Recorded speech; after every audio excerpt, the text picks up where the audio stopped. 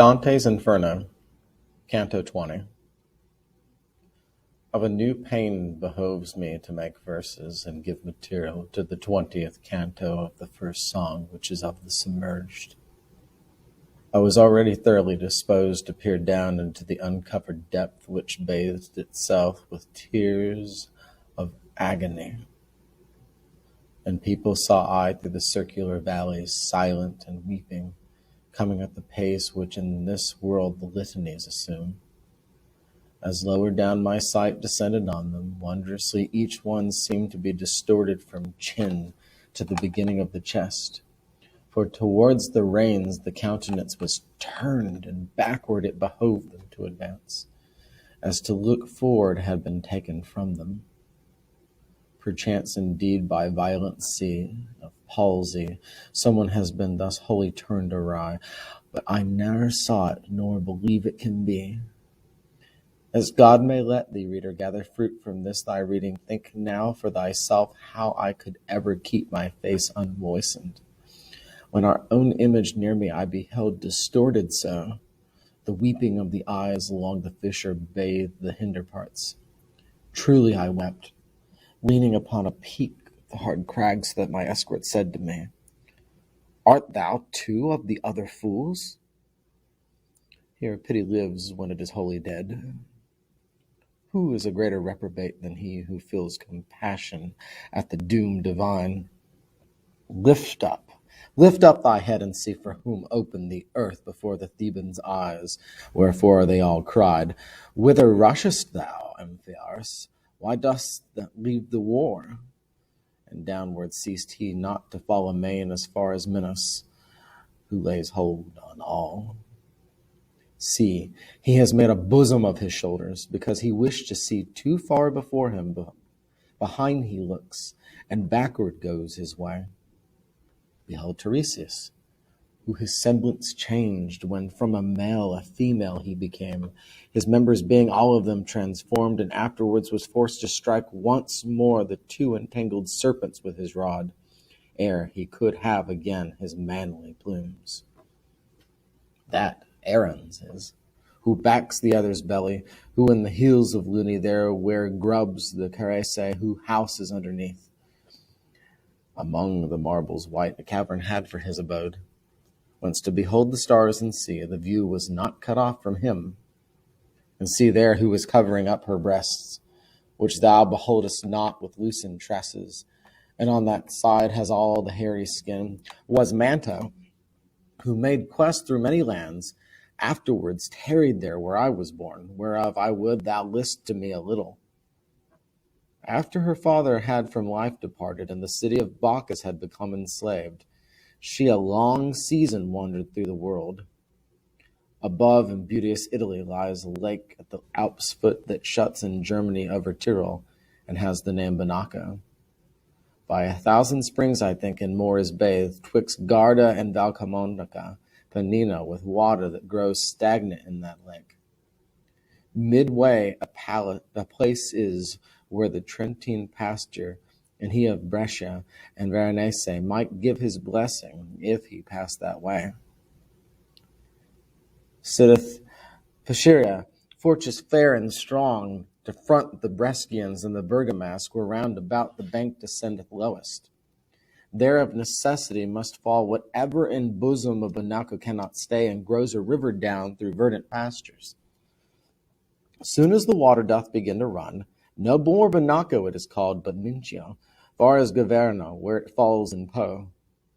Not far it runs before it finds a plain in which it spreads itself and makes it marshy, and oft 'tis wont in summer to be sickly. Passing that way, the virgin pitiless land in the middle of the fen descried, untilled and naked of inhabitants. There to escape all human intercourse she with her servants stayed, her arts to practice and live, and left her empty body there. The men thereafter who were scattered round collected in that place, which was made strong by the lagoon it had on every side. They built their city over those dead bones, and after her who first the place selected, Mantua named it, without other omen. Its people once within more crowded were, ere the stupidity of Casalote from Pinamonte had received deceit. Therefore I caution thee, if e'er thou hearest originate my city otherwise, no falsehood may the verity defraud. And I, my master, thy discourses are to me so certain, and so take my faith, that unto me the rest would be spent coals. But tell me of the people who are passing. If anyone noteworthy thou beholdest, for only unto that my mind reverts. Then said he to me, he who from the cheek thrust out his beard upon his swarthy shoulders was, at the time when Greece was void of males, so that there scarce remained one in the cradle, an augur, and with Colchis gave the moment in Alice, when to sever the first cable. Arephilus his name was, and so sings my lofty tragedy in some part or other, that knowest thou well, who knowest the whole of it. The next, who was so slender in the flanks, was Michael Scott, who of a variety of magical illusions knew the game. Behold Guido Bonatti, behold Asdente, who now unto his leather and his thread would fain have stuck, but he too late repents.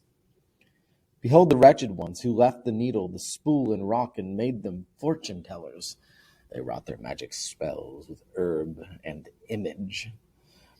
But come now, for already holds the confines of both the hemispheres, and under Seville touches the ocean wave, Cain and the thorns. And yesternight the moon was round already. Thou shouldest remember well, it did not harm thee from time to time within the forest deep. Thus spake he to me, and he walked the while. In this canto, we see fortune tellers, but that really can include all things predicting the future. Augurs, soothsayers, diviners, fortune tellers. And so we see each one of them listed, but first let's start with the punishment of them. What's the essence of divining, fortune telling? It's trying to read into the divine, and remember that in a second. It's us trying to read into God's plan, into his providence before he's ready to give it to us. And so we're trying to look too far ahead into the future. We're trying to comprehend God and his plan too much. And so if we're looking too far ahead to the compromise of our soul, the punishment in hell is to have our heads twisted backwards to look far behind, to never be able to look forward again. And so who do we see? We see a laundry list of people here. We see Amphiorus, who fought against the Thebes, who used his knowledge of how the battle was to go in order to flee. And we see Aarons, a soothsayer from Etruria. We see Manto, a sorceress after whom Manto was named, who did her own divining. We see Bacchus, the god of wine and revelry, not necessarily known for divining, but just being a false god itself. Arephilus, the Greek augur.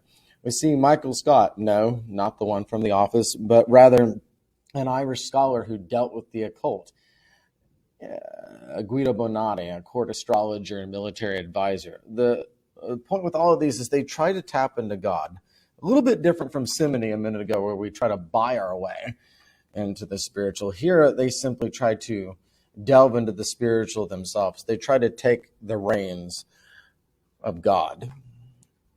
Why is that important? Well, because again, as I sift through commentaries, it becomes blatantly clear that nobody is looking at this, or rather, most are not looking at these cantos through a Catholic lens. I would just take through a general Christian lens, but it's a Catholic lens. Dante was Catholic. You do not understand these cantos if you do not understand Catholicism.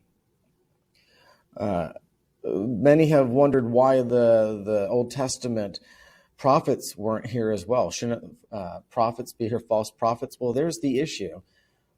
What did I say earlier? But that all of this fortune telling and all it's false prophecy. What makes false prophecy different from true prophecy, since there has to be the inverse?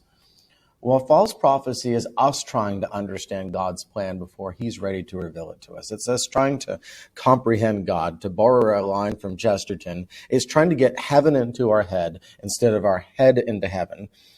And so that's why the Old Testament prophets aren't here.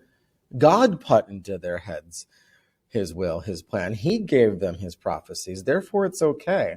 And if you want to see if this is consonant with Dante's thinking, a little Catholic confirmation, what does he say in the last canto to Pope Nicholas? That that Peter did not buy the keys of heaven from Christ, but that Christ gave them to him. You see that reciprocity. You see, the issue is not heaven and earth, it's earth trying to buy heaven in the last canto.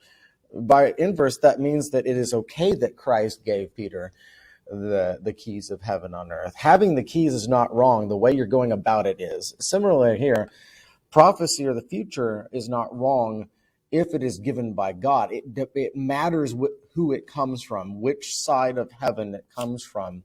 It matters that it comes from the Creator and not the creature. That's why the Old Testament prophets are not here, is that they were given prophecy. They received revelation, whereas these people tried to generate revelation. That's why we don't need to pity these people that we see before us. They tried to bring heaven down to earth against the will of God.